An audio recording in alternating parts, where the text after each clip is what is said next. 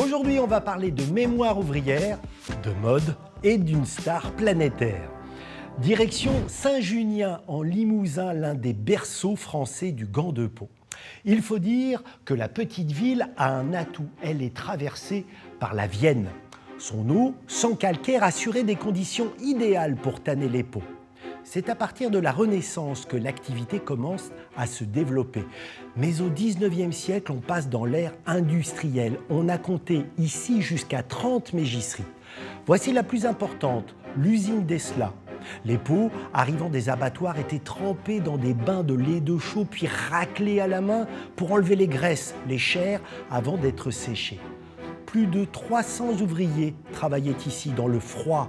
L'humidité, l'odeur était pestilentielle, si bien que l'usine, qui a fermé dans les années 50, était surnommée le bagne de Saint-Junien. Il faut savoir qu'au début du XXe siècle, Saint-Junien était la capitale des gants de peau. On exportait jusqu'aux États-Unis. Mais les changements de mode vestimentaire, la concurrence étrangère vont causer la fermeture de la quasi-totalité des fabricants. La Ganterie Agnelle, une entreprise familiale fondée en 1937, a elle survécu. Sa directrice actuelle, Sophie Grégoire, est la 4e génération.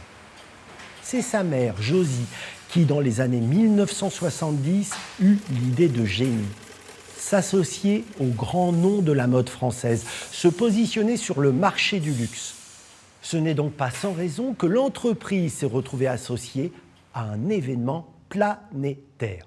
Car c'est elle qui a fabriqué les gants portés par Lady Gaga lors de la cérémonie d'ouverture des Jeux Olympiques de Paris 2024.